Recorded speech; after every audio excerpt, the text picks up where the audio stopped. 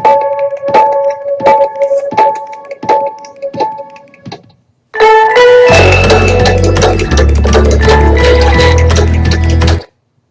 everybody, this is Sherry, and I'm going to show you how I watercolor an envelope and then make a matching card to go with it.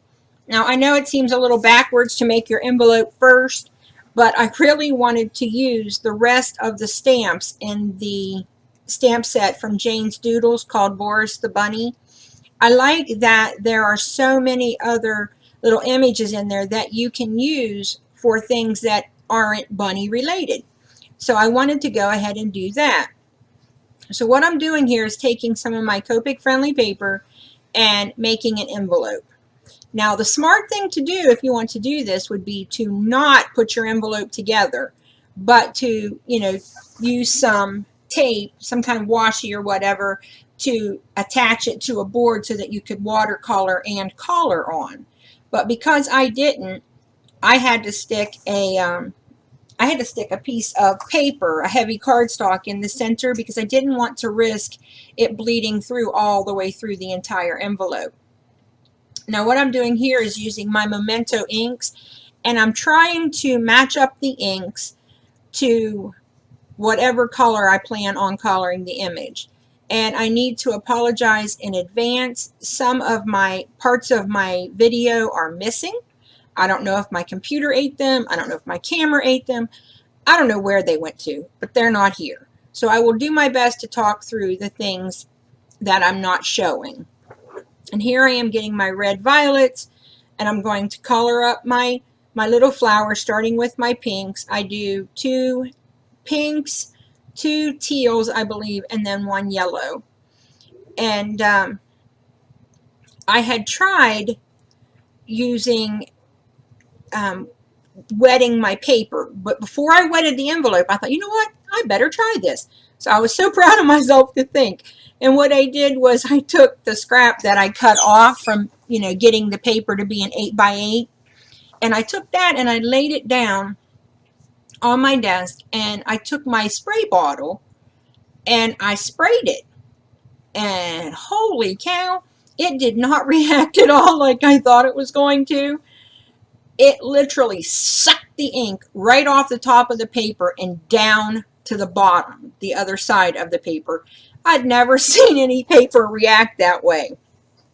So I knew right then and there that watercoloring this envelope was not going to be like a typical watercolor project. So what I went ahead and did was I used my Tim Holtz Distress inks to watercolor the sky in. And I really love how this butterfly turns out. It almost appears to be almost like no-line watercoloring because the colors blend so well, and the center of the butterfly overtakes the purple, so you don't even see that in the finished piece. So I'm going here and I'm coloring up my butterfly, and I'm making sure to use a flicking motion to get my color to be lighter at the tips, darker at the base. I really like that, and if it's possible to do that technique, that's my favorite one to do because it just seems to make it easier to blend. That is my opinion. There's no set way of things or ways to do Copic coloring. Everybody does different. So you do whatever works for you, but that's one of the ways that I really like to do it. And so I'm going back over and just putting a second coat on my butterfly so that I could make sure that you could distinguish between the different parts of the butterfly's wings. And then there's Mariah. She wanted to come in and say hi. And here I am. I'm going to do the brown in the center of the butterfly, and I'm just putting down my base coat again. I'm going to go in with my lightest, then the next will be my darkest, my middle, and my lightest again. And if I choose to start over and add a second layer, I always do my dark, then my medium, and my light again.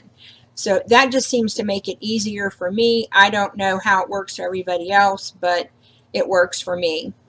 And when I started this, I knew I wanted to use Jane's Doodles for the images.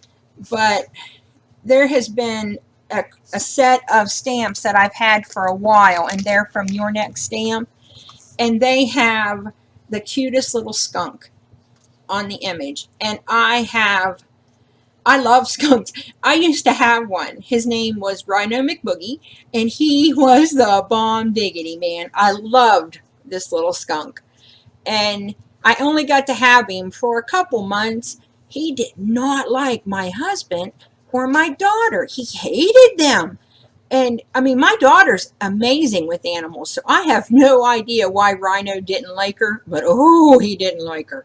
And then one day I came home and he had pinned my husband on the top of the toilet and wouldn't let him down. And that was, I guess, the final straw for my husband. He's like, nope, got to go. So I had to return him to the place that I bought him from, which just broke my heart. Here I am, I'm using my BGs, and I go over this with my colorless blender at the end, again, to just fade it out and make it look really soft. But I was so upset. I loved that crazy skunk. He wasn't a black and white skunk. He was what they call a chocolate colored skunk. So he was almost like a brown. And he was awesome. He's so soft and snuggly. And he loved to snuggle anybody but Royce and Danae. Apparently. I don't know what the problem was. But he did not like them. And oh guys, I have found out something with using these Memento inks. I don't have a lot of space in my craft room, so I've had to try to scale down what I have and purchase like the distress inks and the minis and things like that. So what I did was, for the mementos that I didn't have, I went ahead and got the dewdrops. I tell you what, it was so much easier to use the dewdrops to just put the ink on the flower head and not on the stem and the leaf with those dewdrops than it was the whole pad. I really wish I could go back and just get all smaller inks. So I suggest that if you're looking at investing in any inks, really consider getting those, the minis or the cubes or whatever the company calls them. I find that I have a lot more uses for them than I thought I would. And what I just removed was my Copic chart. I have a chart marking off every color of the markers that I have. And then on the other side of that, I also have the chart from Sandy Allnock, and that thing is awesome. I have gotten a lot of, let me put it this way, if the colors do not go in consecutive order, like 12, 15, 17, or 6, 8, or 4, 6, and 8, it's because I've chosen to pick colors off of the chart that Sandy Allnock has put together. I will see if I can find that. If I can, I will put a link to it in the description box. It was really helpful in seeing the colors that were like each other next to each other instead of in numeric order like the regular Copic chart is. So it's really helpful. I put off getting it because I wasn't sure that I would use it, but I really did, and it helps a lot. So if you don't have it, I definitely suggest getting it. It really does give you a better idea of what, 3 colors or 4 colors that you can combine to get a better look. And here I'm just doing in the grass, again, starting with my lightest, and then I'm going to go up to, or starting with my lightest. Let me start over here. Starting with my lightest, then going to my darkest, my middle, and then my lightest again. And again, you can tell that I'm doing a flicking motion. I just think it makes it easier to combine the colors. But, that's what works for me. You guys do what works for you. You know what they say, there's no mistakes in paper crafting, folks. And now when I choose to do the leaves, I'm not sure if I choose 1 or 2 just because it was such a small space. I really couldn't see any sense in, fighting to get that teeny tiny little leaf collared in. But I used 2. I knew that there was no way I was going to use 3 because it's just not a big enough space for, 3 colors to fit in. And Here's the stamp set. It's from Your Next Stamp. It's called Woodland Critters, and that's the little skunk that I used. And I'm stamping him down with my black Memento ink. I guess I could have used brown, but I decided to make him black because most people don't know that skunks come in other colors other than black. So it just made sense to have him in black. But because I wanted to be able to see detail, I didn't do just a plain jet black. I've done shades of gray or shades of black, however you want to look at it. And what I did was just stamp him on the edge so that it looked like he was smelling the flower. And because the black is such a prominent color, it stamps over top of the pink, and that's what you see first. You don't realize, you don't see the little pink from the flower coming through the colored image, which normally you stamp what you want in front first. But because, like I said, because I was using the black, I was able to, stamp over top of without any problem. But normally when you want to color layers, you make sure you stamp what you want first, or what you want in front, you stamp it first.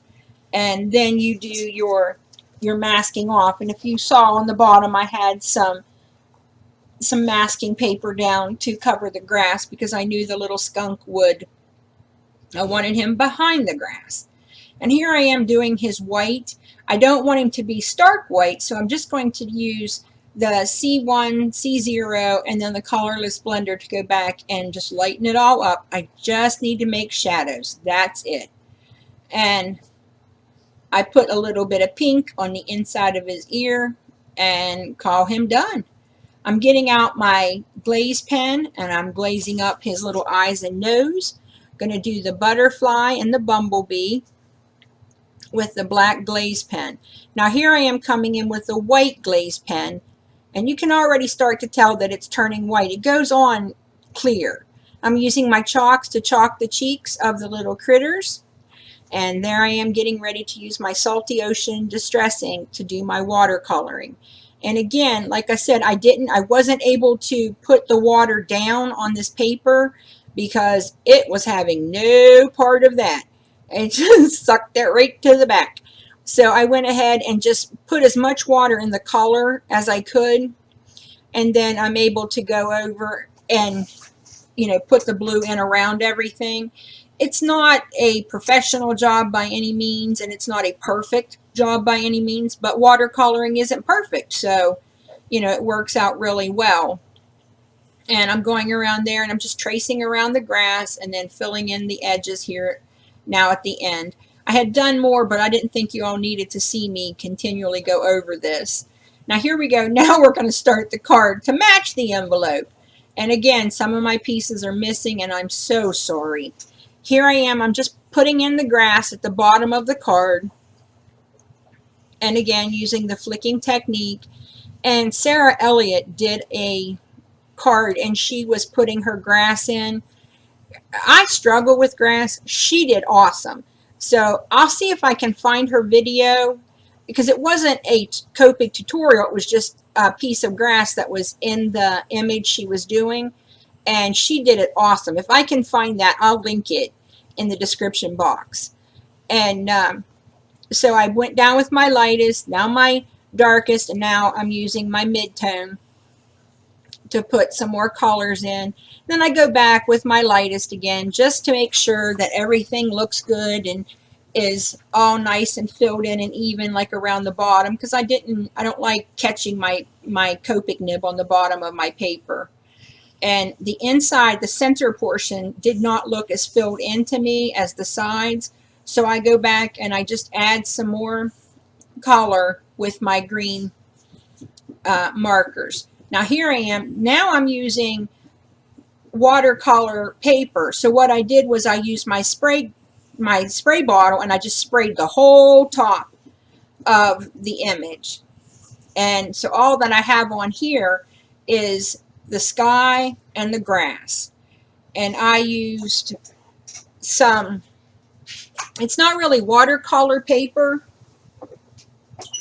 It is called Strathmore Bristol Smooth. I'm sorry. So I'm using my heat gun here to try to dry this up pretty quick. so that I can move on decorating my card, because I have about the patience of a gnat, and there was no way I was going to wait for it to manually dry.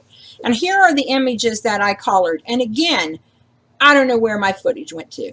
Now you see that I've stamped 2 flowers. Well, I wanted it to look like the little squirrel was, or chipmunk, was holding the flower. And when I stamped it the first time, I did not stamp it where it needed to be.